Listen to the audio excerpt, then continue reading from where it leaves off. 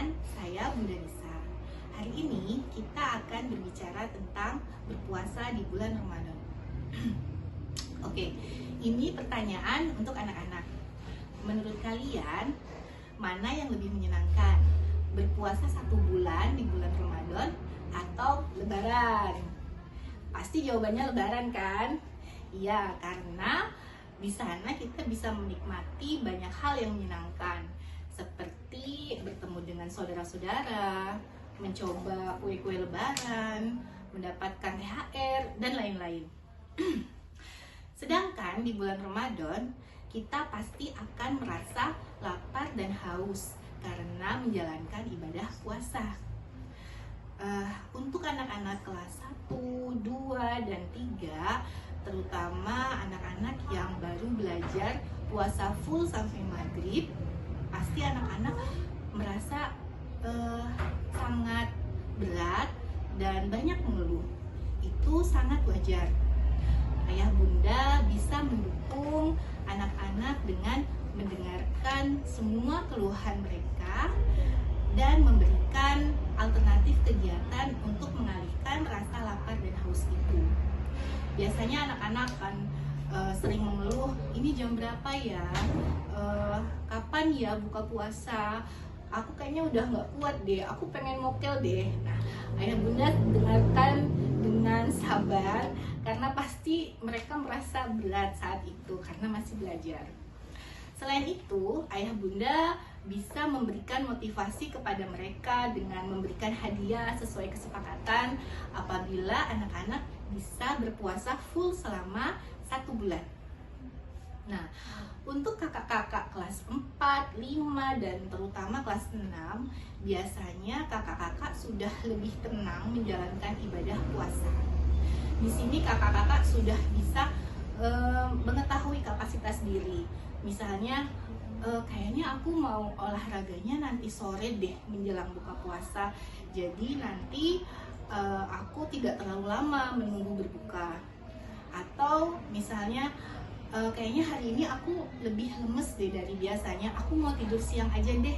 Mungkin karena aku tadi pagi pas sahur, sahurnya terlalu sedikit. Nah, biasanya kakak-kakak kelas 4, 5, dan 6 itu bisa lebih memahami masalah yang terjadi saat berpuasa dan mengetahui solusinya. Kakak-kakak kelas 4, kelas 5, dan kelas 6 juga sudah bisa menjalankan ibadah lain selain ibadah puasa. Kakak-kakak sudah lebih rutin lagi tadarus, atau juga puasa sholat tarawehnya lebih rutin, dan ibadah yang lain. Nah, ayah bunda bisa mendukung kakak-kakak dengan memberikan apresiasi dan mendampingi mereka.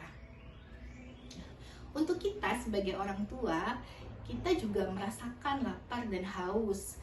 Hanya saja kita jauh lebih tenang menjalani ibadah itu dibandingkan anak-anak kita yang masih SD. Kita tetap bisa produktif bekerja, menjalankan kewajiban kita, melakukan pekerjaan rumah tangga, memasak, mencuci, dan lain sebagainya. Dan melakukan aktivitas itu seharian penuh dari pagi sampai sore. Nah, namun ada baiknya saat kita sedang merasakan rasa lapar, ya memang kita merasakannya tidak sepanjang hari ya. Ada momen-momen tertentu ketika kita merasakan lapar dan haus. Nah, ada baiknya di saat kita merasakan rasa lapar dan haus itu, kita coba untuk mengambil jeda. Kita ambil jeda sejenak. Di sana, saat kita mengambil jeda, kita coba rasakan apa yang terjadi dengan fisik kita. Misalnya perut kita yang perih atau badan kita yang lemas, coba kita rasakan dan kita hadir di sana. Lalu bagaimana dengan emosi kita saat itu? Apakah emosi kita sedang baik-baik saja atau sedang negatif? Itu juga kita coba rasakan. Nah, setelah itu kita ngobrol dengan diri kita. Kita ajak bicara, apa yang kamu rasakan hari ini? Oh, aku lebih lemes nih dibandingkan yang kemarin. Kenapa ya seperti itu? Oh, kok aku jadi agak lebih emosi ya hari ini sama anak-anak. Kenapa ya seperti itu? Obrolan-obrolan seperti ini dengan diri sendiri pada akhirnya akan menjadikan sebuah refleksi atau evaluasi dalam kita menjalani ibadah puasa. Proses evaluasi, refleksi, harapannya akan menjadikan puasa kita nantinya akan lebih berkualitas. Oke. Pertanyaannya adalah kenapa kita perlu mengambil jeda dari sehari-hari kita berpuasa? Karena ini adalah salah satu cara untuk melambat. Ya, ini cara kita untuk melambat dari segala aktivitas kita yang cepat. Kenapa kita harus melambat? Pasti ayah bunda, saya juga sendiri merasakan. Kadang-kadang kita tuh merasa waktu itu seperti melompat gitu. Contohnya puasa tahun kemarin aja, di bulan Ramadan tahun lalu, kayaknya kita ada perasaan, oh baru juga masuk bulan puasa, kok udah pertengahan ya. Baru juga puasa hari pertama, kok tiba-tiba udah mau lebaran ya. Nah, lompatan-lompatan waktu yang kita rasakan itu membuat kita ngerasa, aduh kayaknya belum maksimal deh kemarin-kemarin. Kayaknya belum memaksimalkan ibadah dan akhirnya kita menyesal. Nah, dengan melambat, dengan mengambil jeda, itu di sana ada proses kita untuk hadir di hari-hari kita berpuasa. Ada ketika kita berpuasa, tidak sekedar menjalankannya sebagai rutinitas. Dengan kita hadir saat berpuasa, merefleksikan dan mengevaluasinya setiap hari, maka harapannya itu akan membuat kita bisa meningkatkan kualitas ibadah. Nah, hambatan terbesar ketika kita berusaha untuk ngobrol dengan diri sendiri, berusaha untuk berefleksi atau mengevaluasi, hambatannya yang terbesar itu adalah gadget. Karena di sana ada banyak hiburan menyenangkan dan gadget itu menyebabkan otak kita tuh menghasilkan dopamin instan. Oke, tentang dopamin itu akan sangat panjang ceritanya, kita cut aja di sini. Jadi harapannya selama bulan Ramadan ini ada baiknya kita mengurangi jatah waktu screen time kita. Karena gadget itu adalah pembunuh waktu yang paling handal. Pasti kita sering mengalami ya, ketika kita lagi scrolling tiba-tiba kok udah 1 jam, lagi scrolling tiba-tiba kok udah 2 jam gitu, dan kita nggak dapat apa-apa, hanya doom scroll yang nggak ada manfaatnya apa-apa. Nah, itulah bahayanya gadget di sana.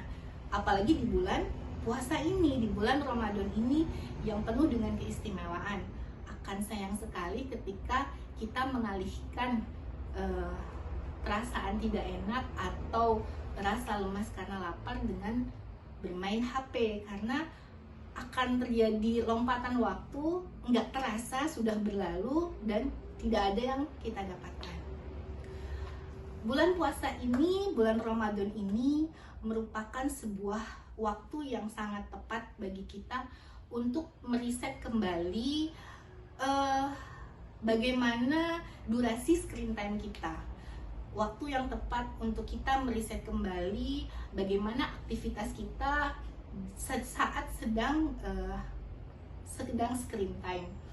Nah, di sini kenapa menjadi waktu yang paling pas? Karena di bulan Ramadan ini adalah satu-satunya waktu di mana pintu-pintu surga dibuka, waktu di mana setan-setan dibelenggu. Jadi di sini Allah memberikan kita kemudahan untuk melakukan berbagai ketaatan dan kebaikan. Harapannya ketika kita membuat sebuah habit, kebiasaan baik di awal Ramadan, misalnya mengurangi screen time yang tidak bermanfaat dan hanya mencari konten-konten yang bermanfaat.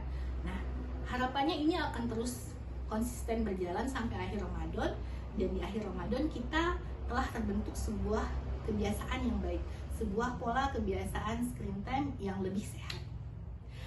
Semoga kita semua, ayah bunda dan anak-anak, bisa menjalankan ibadah puasa yang lebih bermakna, yang lebih berkualitas, dan semoga seluruh amal ibadah kita diterima oleh Allah Subhanahu wa Ta'ala. Sekian dari saya, mohon maaf atas segala kekurangan. Wassalamualaikum warahmatullahi wabarakatuh. Dadah. Ketika malam bertabur bintang, ada rindu merasuk dalam kalbu. Hampir 1 tahun berlalu, rasa rinduku untuk bertemu. Sering ku bertanya dalam hati, apakah esok akan bertemu? Apakah esok masih ada waktu? Doa yang selalu kupanjatkan bertemu dengan bulan 1000 bulan. Bulan telah berganti, Ramadan telah dinanti. Bulan yang suci, cahaya mulai menyambangi hari.